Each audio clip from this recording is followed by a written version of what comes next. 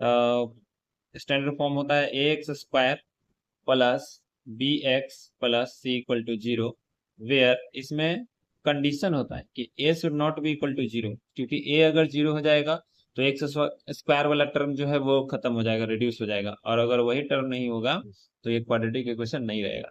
तो a should not be equal to zero, और उसके अलावा जो बी सी है, मतलब कोई भी रियल नंबर हो सकता है, लेकिन ए जो है जीरो छोड़ के कोई भी रियल नंबर होगा वो जीरो नहीं होगा। इसमें डिस्क्रिमिनेंट निकाला जाता है, डी का value b square minus four a c होता है, इसका फॉर्मूला होता है, और इसका कंडीशन होता है कि if D greater than zero. D greater than zero का मतलब है कोई भी वैल्यू जैसे 5, 10, 11, 20, 16, मतलब जीरो से पॉजिटिव वाला वैल्यू जो है वो जीरो से ग्रेटर होगा, 100, 200, 500, 1000 वगैरह। If D greater than zero, then it has मतलब इक्वेशन का, it has real and real and unequal. Unequal का मतलब दोनों डिफरेंट, अलग अलग रहेगा। Real and unequal roots, roots बोला जाता है इसमें एक्स के वैल्यू को।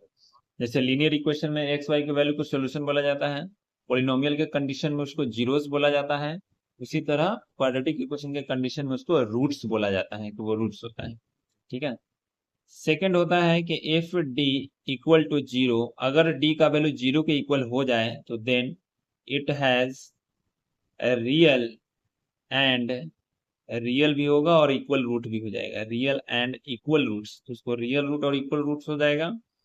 थर्ड होता है कि if D less than zero हो जाए then it has imaginary root, तो इसका इमेजिनरी रूट हो जाता है, इमेजिनरी रूट्स।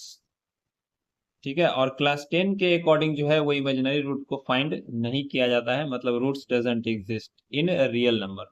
लेकिन यदि आप स्टूडेंट क्लास 11 और क्लास 12 के स्टूडेंट है तो वो आयोटा के फॉर्म में उसको निकाला जा सकता है, लेकिन 10th में केवल लिख दिया जाता है कि रूट्स डज नॉट एग्जिस्ट, मतलब रियल नंबर के अंदर वो एग्जिस्ट नहीं करता है। ठीक है। और x निकालने का फॉर्मूला क्या होता है, तो minus b plus minus root D by two a होता है।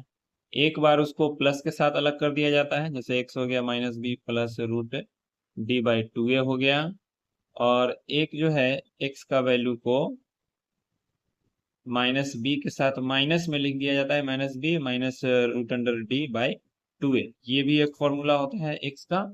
ठीक है। तो ये दो फॉर्मूला हो जाता है, मतलब दो रूट है तो दोनों के लिए हो जाता है। तो ये तीन कंडीशन है क्वाड्रेटिक